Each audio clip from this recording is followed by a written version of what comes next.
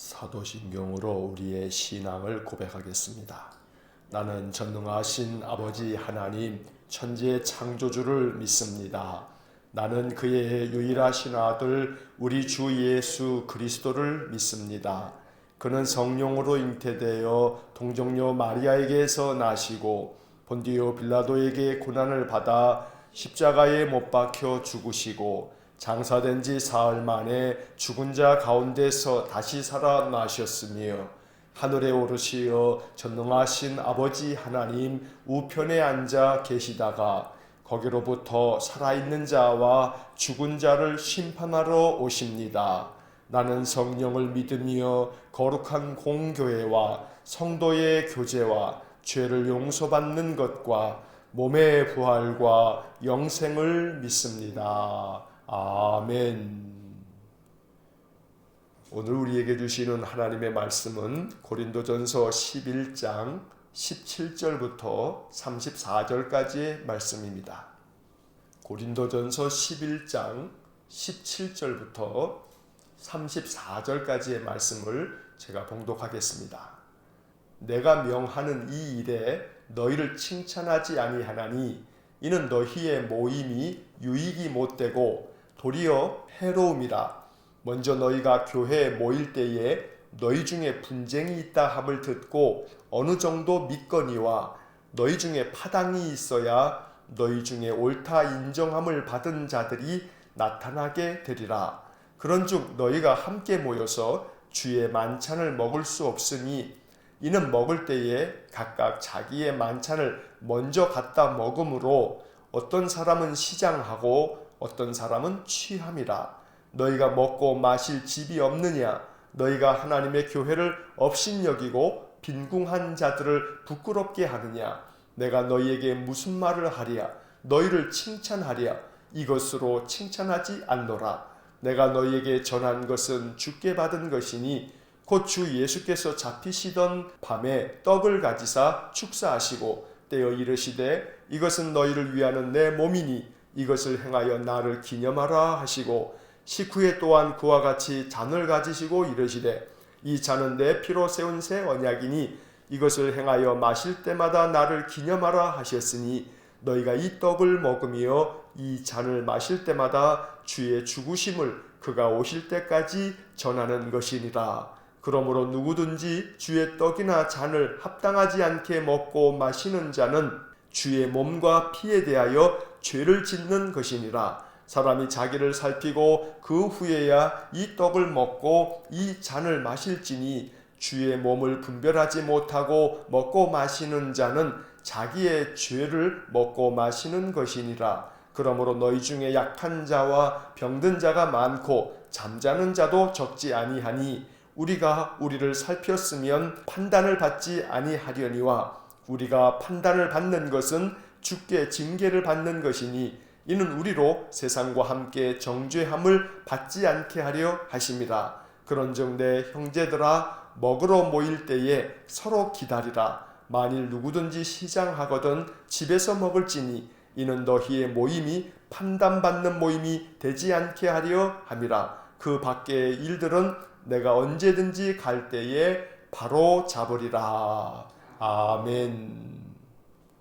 자, 어제 이어서 11장의 나머지 부분의 말씀들을 우리가 지금 읽고 있는데 이 11장의 말씀은 교회에서 행해진 성만찬에 대한 교훈이 담겨져 있습니다.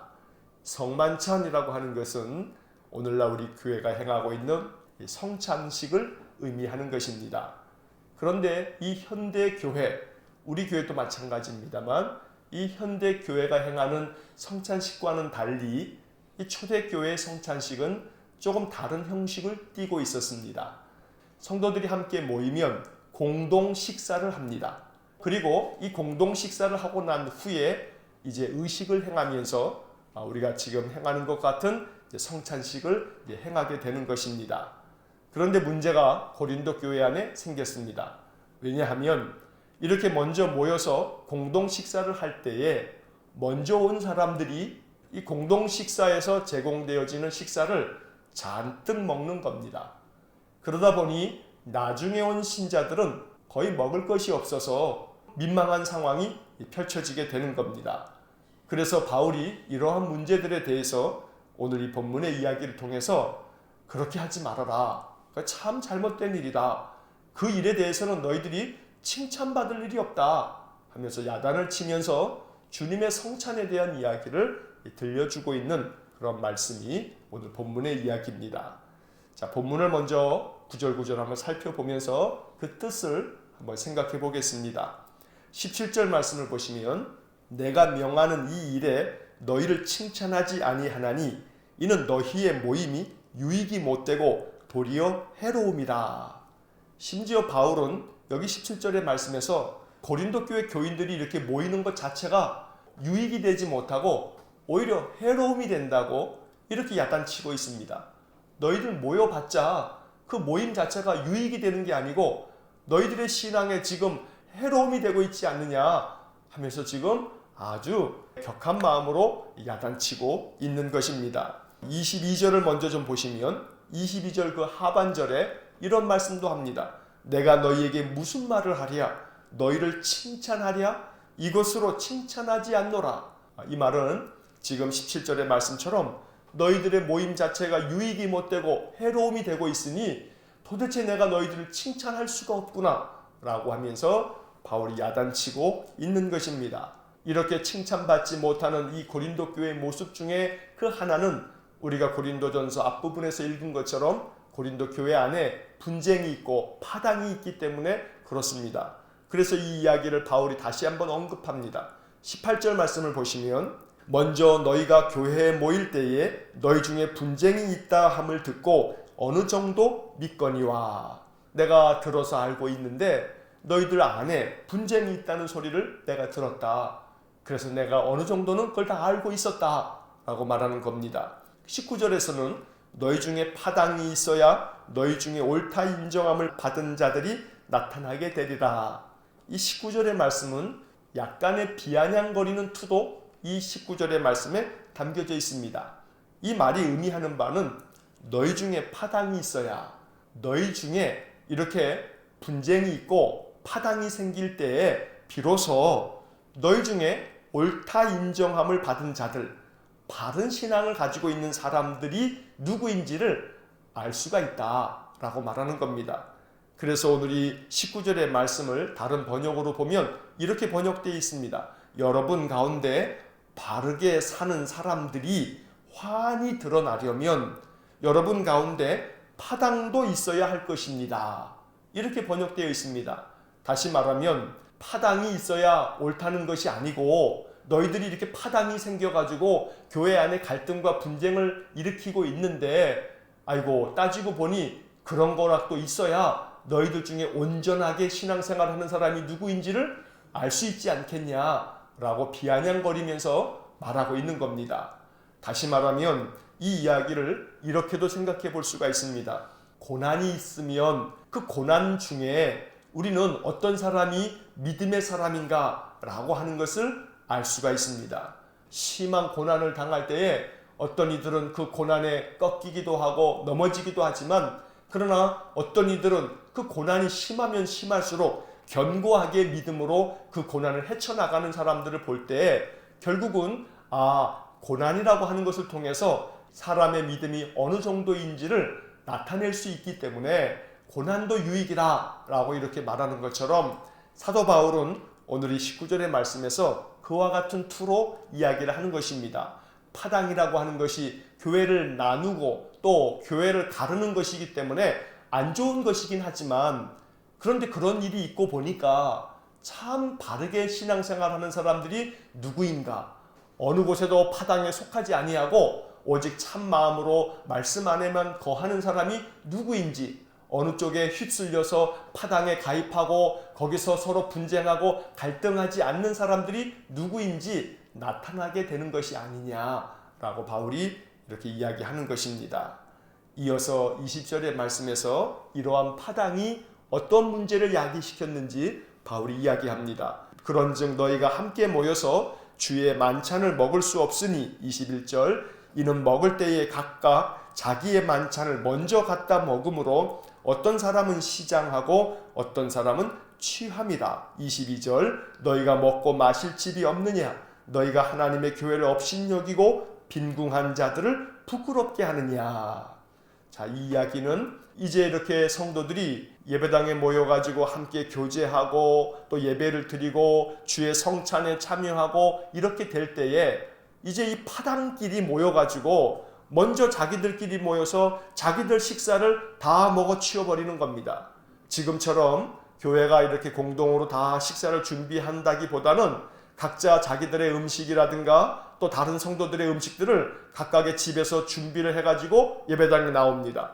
그러면 그 예배당에 나왔을 때 사람들이 각자가 준비한 음식들을 다 함께 모아가지고 함께 식사를 나누어 먹고 그리고 예배 드리고 또 이제 주님의 성찬을 행하게 되어지는데, 그런데 이제 서로 그 안에 파당이 있다 보니까 자기들끼리 모여가지고 자기들끼리 식사를 다 그냥 해버리고 나중에 오는 사람은 먹을 것도 없게 되고 이러한 일이 벌어지게 됐던 겁니다.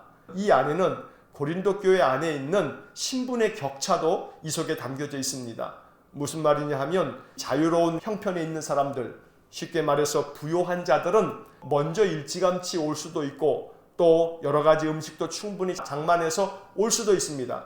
반면에 이 고린도 교회 안에도 종들이 있습니다.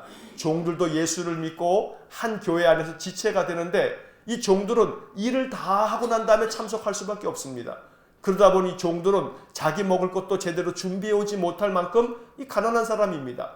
그러니 교회에서 가난한 사람 또 일하다가 결국은 그 시간을 지킬 수 없어서 참석하기도 어려운 사람, 그래서 뒤늦게 온 사람들, 이러한 사람들도 고린도 교회 안에 있었는데 그런 사람들에 대한 배려가 없이 먼저 왔다고 또 자기가 준비한 것이 많이 있다고 그저 그런 음식들을 먼저 자기들끼리 다 나누어 먹음으로 말미암아 어떤 사람들은 배부르고 어떤 사람들은 자기가 가지고 온 그 포도주에 취해가지고 결국 예배가 온전하게 진행되지 못하는 그런 일이 벌어지게 됐던 겁니다. 그래서 22절의 말씀처럼 바울이 이러한 고린도 교인들을 책망하고 있는 겁니다. 너희가 먹고 마실 집이 없느냐? 그저 집에서 다 먹고 난 다음에 오지. 이렇게 교회 예배당에 와서 서로가 함께 공동으로 나누어야 할 그 식사까지 너희가 다 먼저 먹어 치워버리면 그러면 빈궁한 자들, 가난한 사람들의 마음은 어떠하겠느냐? 왔을 때 먹을 것이 하나도 없어서 민망해지면 그 마음이 얼마나 안타까운 마음이 생기겠느냐?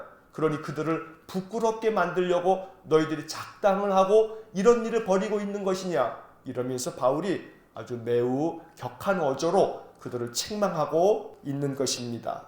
그리고 이어지는 23절부터 26절까지의 말씀에서 주님의 성찬에 대한 바울의 가르침이 이어지게 됩니다. 이 23절부터 26절까지의 말씀은 현대 기독교회가 성찬식을 베풀 때마다 제정의 말씀으로 읽고 있는 본문입니다.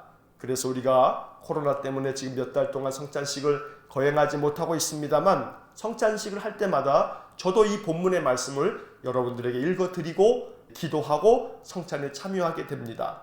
바울은 이 23절부터 26절까지의 말씀을 통해서 주님의 성찬은 주님의 몸과 피를 기념하는 것이다. 그러니 주님께서 십자가에 죽으시면서 당신의 몸을 내주고 당신의 피를 내준 것처럼 이것은 분명히 예수 그리스도의 사랑이며 예수 그리스도의 희생이었다. 그런데 너희들은 조금 더 희생하려고 하지 아니하고 조금 더 사랑의 마음을 가지고 다른 성도들을 위하는 마음이 없으니 이거 얼마나 안타까운 일이냐라고 고린도 교인들을 책망하고 있는 말씀인 것입니다. 오늘 23절부터 26절까지 나오는 말씀 중에 24절의 말씀을 보면 이것은 너희를 위하는 내 몸이니 이것을 행하여 나를 기념하라. 주님께서 이렇게 말씀하셨고 25절의 말씀에 보면 이 잔은 내 피로 세운 새 언약이니 이것을 행하여 마실 때마다 나를 기념하라 하셨으니 예수님께서 마지막 만찬 자리에서 제자들에게 베풀어 주셨던 이 귀한 말씀을 사도 바울은 계승해서 이것이 온 교회 안에 앞으로도 모든 교회들 안에 이러한 성찬이 행해지기를 바라는 마음에서 이러한 귀한 교훈의 말씀을 우리에게 들려주고 있는 것입니다. 날마다 주님의 몸과 피를 기념하는 성찬식은 우리 성도들에게 있어서 하나님의 특별한 은총이고 예수님께서 우리에게 허락하여 주신 소중한 구원의 은총이 되는 것입니다. 그래서 성찬은 우리 믿음의 사람들에게 있어서 너무나 중요한 성례가 되는 것이고, 우리는 이 예식을 통해서 우리 주님의 놀라운 축복을 받게 되는 것입니다. 그런데 고린도 교회가 이 귀한 성찬을 무너뜨렸기 때문에 사도 바울은 이 부분에 대해서 매우 엄히 책망하고 있는 것입니다. 이제 27절 이하의 말씀을 보시게 되면 27절, 그러므로 누구든지 주의 떡이나 잔을 합당하지 않게 먹고 마시는 자는 주의 몸과 피에 대하여 죄를 짓는 것이니라. 28절, 사람이 자기를 살피고 그 후에야 이 떡을 먹고 이 잔을 마실지니. 29절, 주의 몸을 분별하지 못하고 먹고 마시는 자는 자기의 죄를 먹고 마시는 것이니라. 자, 이 본문에서 29절의 말씀을 성경에서 이렇게 보면 성경 본문에 죄라고 하는 단어에 숫자가 하나 작게 써 있습니다. 그리고 그 숫자 밑으로 내려가게 되면 이 죄라고 하는 단어가 어떤 뜻으로 써 있냐면 헬라어를 말하는 거고, 그 옆에 심판이라고 하는 단어가 써 있습니다. 그래서 이 죄라고 하는 이 단어는 심판이라고 하는 단어와 똑같은 그런 헬라어를 사용하고 있는데, 다시금 이 29절을 읽어보면 주의 몸을 분별하지 못하고 먹고 마시는 자는 자기의 심판을 먹고 마시는 것이니라 라고 이렇게 해석되어지는 겁니다. 그래서 이어지는 30절의 말씀이 29절과 함께 읽을 때에 그 의미가 우리에게 바르게 이해가 될 수 있습니다. 30절의 말씀에 그러므로 너희 중에 약한 자와 병든 자가 많고 잠자는 자도 적지 아니하니, 이런 말씀이 나옵니다. 이 30절은 해석에 있어서 주의를 기울여야 합니다. 왜냐하면 자칫 잘못하면 이 30절을 우리가 오해하면 믿음에 있어서 혼동이 생기기 때문에 이 30절의 의미를 잘 이해하는 게 필요합니다. 30절에서 그러므로 라고 되어져 있습니다. 그러므로 라고 하는 것은 앞에 있는 것이 원인이 되어서 그러므로 이러이러한 결론에 이른다 라고 하는 그런 의미입니다. 다시 말하면 29절에서 주님의 몸, 주님의 그 성찬을 분별하지 못하고 먹고 마시는 자가 자기의 죄를 먹고 마신다, 자기의 심판을 먹고 마시는 것이다. 그렇기 때문에 그러므로 어떤 사람이 생겼냐면 너희 중에 약한 자도 있고 병든 자도 많다, 잠자는 자도 적지 않다. 여기서 잠자는 자는 죽은 자를 이야기합니다. 그것 때문에 죽은 자도 많다라고 말하는 겁니다. 그러니까 이 말씀을 문자 그대로 보면 주님의 성찬식을 함부로 했기 때문에 병든 사람도 많고 죽은 사람도 있다, 이렇게 이야기를 하는 겁니다. 그래서 이것을 그냥 문자 그대로만 읽다 보게 되면 우리 안에 큰 문제가 생깁니다. 왜냐하면 이런 생각까지 할 수 있기 때문입니다. 아, 내가 지금 이렇게 병으로 고생하는 것이, 또 우리 식구 중에 누가 이렇게 죽은 것이, 갑자기 이렇게 누가 돌아가시게 됐을 때, 저 죽음은 하나님께로부터 심판을 받아서 혹은 내가 무언가 잘못해서 심판을 받은 것인가, 이러한 생각에 이를 수 있기 때문에 이런 본문의 말씀은 아주 주의 깊게 해석하지 않으면 잘못된 결과를 초래하게 된다는 것입니다. 이 말씀은 그렇게 문자적으로만 해석해서는 안 됩니다. 바울이 이야기하고 있는 이 30절의 말씀은 물론 의미가 있습니다. 어떤 의미가 있냐면 우리가 주님의 성찬에 참여하는 것이나 믿음의 삶에 있어서 분별하지 못하고 하나님을 거역하고 하나님 뜻대로 행하지 않게 되면 하나님께서 우리를 연단하시려고, 우리의 신앙을 바로 잡으시고 우리의 믿음을 굳건하게 만드시려고 우리에게 여러 가지 시련을 주실 때가 있다, 이렇게 이해해야 합니다. 성경에 시련이라고 하는 말도 나오고 시험이라는 말도 나옵니다. 하나님은 우리 인생들에게 시련을 주십니다. 그 시련을 통해서 우리를 더 강하게 만드실 때가 있습니다. 하지만 하나님은 악한 마음으로 우리를 심판하시기 위해서 시험하시지는 않는 분입니다. 그래서 오늘 본문의 말씀에서 이어지는 31절의 말씀을 보시면 이러한 말씀이 나옵니다. 우리가 우리를 살폈으면 판단을 받지 아니하려니와, 32절, 우리가 판단을 받는 것은 주께 징계를 받는 것이니 이는 우리로 세상과 함께 정죄함을 받지 않게 하려 하심이라. 이 32절이 대단히 중요한 구절입니다. 32절의 의미는 무엇이냐 하면 우리가 이렇게 하나님께로부터 징계를 받는 것은, 하나님이 우리에게 시련을 주시는 것은, 고난을 주시는 것은 이 고난과 시련을 믿음 안에서 이겨감으로써 우리가 연단이 되어져서 세상 사람들과 같이 우리가 정말로 영원한 심판을 받지 않게 하시려고 하나님이 우리를 앞서 연단하시고 우리의 믿음을 바로 잡으시려고 이렇게 시련을 주시는 것이다 라고 말씀하고 있는 것입니다. 다시 한번 정리하자면 주님의 몸을 분별하지 못하고 먹고 마시면 자기 죄를 먹고 마시는 거다. 그러면 주님께로부터 연단을 당하거나 시련을 당할 수 있다. 하지만 이런 것들은 우리를 구원하시려고, 세상 사람들처럼 우리를 멸망시키시려는 것이 아니라 우리를 구원하시려고, 우리를 건져내시려고 하나님 주시는 시련이니까 이것을 잘 견디고 이겨내야 된다라고 말씀하고 있는 것입니다. 그래서 이제 마지막 33절에서 바울이 결론처럼 이렇게 이야기합니다. 그런즉 내 형제들아, 먹으러 모일 때에 서로 기다리라. 서로 기다려서 먼저 먹어 치우지 말고 서로 기다려서 늦게 오는 사람, 또 어려움 때문에 준비하지 못한 사람, 이런 사람들을 기다려서 모두가 다 함께 사랑의 식탁을 서로 나누어야 되지 않느냐고 바울이 말씀하고 있는 것입니다. 또 34절의 말씀에서는 이렇게도 이야기합니다. 만약에 누구든지 배고픈 사람이 있고 시장한 사람이 있으면 집에서 좀 먹고 와라. 배고프다고 교회 와서 사랑의 공동 식사를 하는 자리에서 너희들 그거 먼저 먹어 치우지 말고 배고프거든 집에서 좀 먼저 먹고 와라. 그리고서는 교회 와서는 나중에 오는 사람들을 위해서 기다렸다가 함께 사랑의 식탁을 나누는 것이 옳다. 이렇게까지 바울이 이야기하고 있는 것입니다. 이것을 통해서 너희들의 모임이 세상 사람들에게나 누구에게도 판단받는 모임이 되지 않도록 너희들이 서로를 돌보고 서로를 기다리고 서로를 위하는 마음이 있어야 한다고 말씀하는 것입니다. 그리고 34절 마지막에서는 그 밖의 일들은 내가 언제든지 갈 때에 바로 잡으리라. 고린도 교회는 바로 잡아야 할 문제가 많았습니다. 그래서 바울은 이렇게 내가 급한 대로 편지를 써 보내지만 그 외에 이것저것 많은 너희들 안에 있는 문제들은 내가 너희들을 방문했을 때에 그 모든 것들을 내가 바로 잡겠다라고 말하고 있는 것입니다. 이러한 말씀들은 고린도 교회에게는 참 부끄러운 이야기입니다.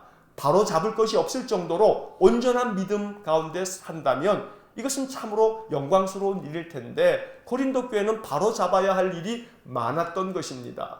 오늘 이 말씀을 읽으면서 우리는 우리 자신을 돌아봅니다. 내 안에 바로 잡아야 할 것들이 있지는 않은가? 우리 스스로를 돌아볼 수 있어야겠습니다. 그리고 말씀을 통해서 주님 나를 항상 바로 잡아주시고 또 이렇게 믿음 안에서 말씀 안에서 나 자신을 바르게 세워서 주님 앞에 서는 그날에는 칭찬받을 것만 가득하게 해주십시오. 이러한 기도가 이 아침 우리의 기도가 되어야겠습니다. 오늘 이 22절의 말씀에서 고린도 교회에게 바울이 말할 때에 내가 너희에게 무슨 말을 하랴? 너희를 칭찬하랴? 이것으로는 칭찬할 게 없다 라고 말하고 있는데 우리 주님 앞에 서는 그날 주님께로부터 이러한 이야기를 들어서는 안 되겠습니다. 내가 무슨 말로 너를 칭찬하랴?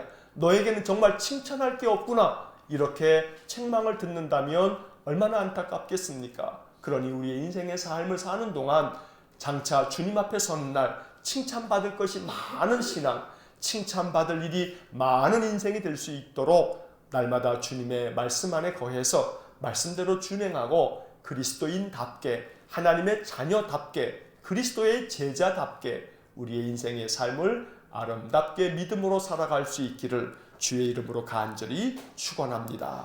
기도하겠습니다. 사랑이 많으신 하나님, 고린도 교회 안에는 참 인간적인 연약함들이 많아서 바울이 고린도 전서를 통해서 그들의 신앙과 삶을 바로잡기 위해서 많은 권면의 말씀과 책망의 말씀들을 담아놓고 있는데 이 고린도 전서를 읽으면서 거울처럼 우리 자신을 이 말씀에 비추어 봅니다.